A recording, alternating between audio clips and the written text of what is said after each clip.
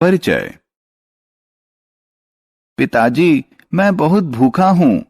क्या फ्रिज में कुछ फल रखा है? हाँ बेटा, लेकिन कोई भी फल लेने और खाने से पहले अपने हाथ और उसके बाद फल को धो लो। लेकिन क्यों पिताजी? देखिए, वे साफ हैं। क्योंकि तुम्हारे हाथ और फल पर ढेर सारे जीवाणु हैं जिन्हें तुम आंखों से नहीं देख सकते। इसलिए बिना हाथ धोए उन्हें खाना स्वास्थ्यप्रद और सुरक्षित नहीं है। इस पाठ में हम स्वास्थ्य और स्वास्थ्य सुरक्षा के बारे में सीखेंगे। आओ सीखें। अपनी ज्ञानेंद्रियों को स्वच्छ रखना। शरीर के अन्य अंगों का कैसे ध्यान रखें, इसका वर्णन करना। व्यायाम और शारीरिक मुद्रा का महत्व समझना। विद्यालय स्वास्थ्य क्लब को जानना। ज्ञानेंद्रियां। प्यारे दोस्तों, मैं आपका दोस्त सैम। आइए सबसे पहले हम यह याद करें कि हमारे शरीर में कौन सी ज्ञानेंद्रियां होती हैं। हमारे शरीर में 5 ज्ञानेंद्रियां आंख, कान, नाक, जीभ और त्वचा मौजूद हैं। वास्तव में हम अपनी ज्ञानेंद्रियों की सहायता से हमारे बाह्य संसार से संवाद करते हैं, इसलिए इनका ध्यान रखना बहुत जरूरी है। अब आइए हम चर्चा करें कि अपनी ज्ञानेंद्रियों को स्वस्थ और स्वच्छ कैसे रखते हैं। आंखें। आइए पहले आंखों की चर्चा करें। आंखें दृश्य की ज्ञानेंद्रियां हैं। अपनी आंखों का ध्यान रखने के लिए हमें कुछ उपयोगी सुझावों का पालन करना चाहिए, जो निम्न प्रकार हैं। अपनी आंखों को ठंडे पानी से नियमित धोएं। सदैव पर्याप्त प्रकाश में अध्ययन करें। ताजे फल और हरी सब्जियों का नियमित सेवन करें। नाक और कान। अब आइए नाक के बारे में बात करें। नाक हमें सांस लेने और सूंघने में सहायता करती है। इस ज्ञानेंद्रिय की देखभाल करने के लिए कुछ उपयोगी सुझावों का पालन करना चाहिए, जो निम्न प्रकार हैं। अपनी नाक साफ करने के लिए साफ और मुलायम कपड़े का प्रयोग करें। छींकते समय अपनी नाक को ढकें, जिससे जीवाणु हमारे आसपास के वातावरण में न फैलें। अगली ज्ञानेंद्रिय कान है। कान सुनने में हमारी सहायता करते हैं। कानों की देखभाल करने के लिए कुछ उपयोगी सुझावों का पालन करना चाहिए, जो निम्न प्रकार हैं। कानों को साफ करने के लिए रुई के बड का उपयोग करें। बहुत तेज आवाज से बचें। जीभ और त्वचा। जीभ एक अन्य ज्ञानेंद्रिय है। जीभ हमें भोजन का स्वाद चखने में मदद करती है। जीभ की देखभाल के लिए हमें कुछ उपयोगी सुझावों का पालन करना चाहिए।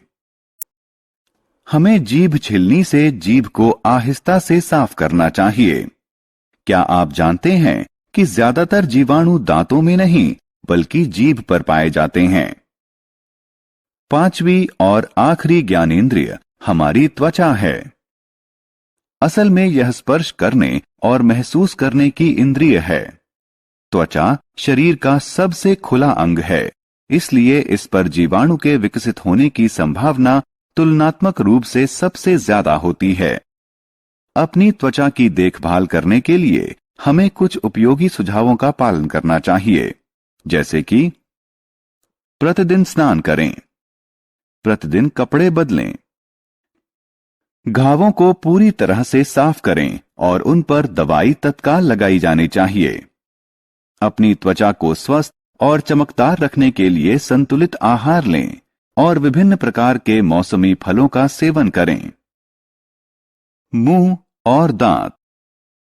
अब आइए हम इस पाठ के अगले विषय पर चलें। यह विषय है अन्य अंगों की सफाई। आइए सबसे पहले मुंह की सफाई के बारे में बात करें। एक स्वस्थ मुंह के लिए प्रतिदिन मंजन करना जीभ साफ करना, मसूड़ों की मालिश करना और कुल्ला करने की आवश्यकता होती है। आइए अब दांतों की सफाई के बारे में बातें करें। दांत हमें भोजन को चबाने और पीसने में सहायता करते हैं। दांतों को स्वस्थ और मजबूत रखने के लिए हमें अपने दांतों पर दिन में 2 बार मंजन करना चाहिए। एक बार सुबह उठने के बाद और दोबारा रात को सोने से पहले। बाल। आइए अब बालों को साफ रखने के उपायों की चर्चा करें। क्या आप जानते हैं कि बाल जीवाणुओं को आपके शरीर से दूर रखते हैं? पसीना और तेल बाल को गंदा कर देते हैं। इसलिए अपने बालों को स्वच्छ और स्वस्थ रखने के लिए आपको निम्न उपायों का पालन करना चाहिए, जैसे एक सौम्य क्लींजर या शैम्पू से बालों को नियमित धोएं। सिर पर तेल की अच्छे से मालिश करें। चेहरा। हम जानते हैं कि चेहरा हमारे शरीर का वह अंग है जो अधिकतम ज्ञानेंद्रियों को वहन करता है। इसलिए इसे साफ रखने के लिए हमें कुछ आवश्यक उपायों पर अमल करना चाहिए, जैसे सभी प्रकार के धूल, गंदगी और जीवाणुओं को साफ करने के लिए चेहरे को प्रतिदिन कम से कम 2 बार धोएं। चेहरे को स्वस्थ और ताजा रखने के लिए नमी प्रदान करने वाली कोई क्रीम लगाएं। नाखूनों की देखभाल। हमारे नाखून भी धूल के कण और जीवाणुओं को वहन करते हैं, और यदि हम गंदे नाखूनों वाले हाथों से खाना खाते हैं तो गंदगी हमारे मुंह में चली जाएगी, जिससे हमें बीमारियां हो सकती हैं। पैरों की देखभाल। संक्रमण से बचने के लिए हमें कुछ कदम उठाने चाहिए, जैसे नहाते वक्त अपने पैरों और पंजों को अच्छे से धोएं। उन्हें अच्छी तरह सुखा लें, खासतौर पर पैर की उंगलियों के बीच की जगह को। बाहर से आने के बाद अपने पैर और पंजे अच्छी तरह धोएं। व्यायाम। यदि हम स्वस्थ और दुरुस्त रहना चाहते हैं तो हमें नियमित व्यायाम करना चाहिए, क्योंकि व्यायाम करने से आप ऊर्जावान रहते हैं, आपके शरीर का वजन सही रहता है, शारीरिक और मानसिक रूप से दुरुस्त रहते हैं। शारीरिक मुद्रा का महत्व। आइए अब हम एक और रुचिकर विषय शारीरिक मुद्रा का आनंद लें। शरीर के उचित विकास के लिए उचित शारीरिक मुद्रा आवश्यक है। एक अच्छी शारीरिक मुद्रा में हमारे कंधे सीधे, पेट अंदर, सिर ऊपर उठा हुआ और ठुड्डी जमीन के समानांतर होनी चाहिए। क्या आप अच्छे शारीरिक मुद्रा का लाभ जानते हैं? ठीक है, अब मैं आपको बताऊंगा। यदि आपकी शारीरिक मुद्रा अच्छी है तो सांस लेना आसान होगा, रक्त संचरण और आहार पाचन सुधरेगा, नसें और जोड़ मजबूत होंगे, आपकी आवाज साफ होगी। विद्यालय का स्वास्थ्य क्लब। हम सभी जानते हैं कि कुछ विद्यालयों में स्वास्थ्य क्लब होते हैं। क्या आप जानते हैं कि यह क्या है?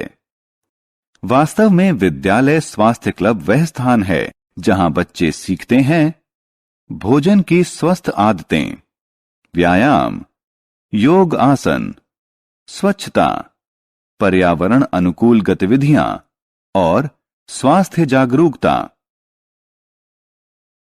हमने क्या चर्चा की? आंख, कान, नाक, जीभ और त्वचा हमारी ज्ञानेंद्रियां हैं। हमें उन्हें स्वच्छ और स्वस्थ रखना चाहिए। हाथ, चेहरे, नाखूनों, पैर और दांतों की सफाई भी अच्छे स्वास्थ्य के लिए आवश्यक है। नियमित व्यायाम और अच्छी शारीरिक मुद्रा स्वस्थ शरीर के लिए सहायक हैं। विद्यालय का स्वास्थ्य क्लब बच्चों को स्वस्थ भोजन की आदतें, व्यायाम, स्वच्छता और पर्यावरण अनुकूल गतिविधियां सिखाते हैं।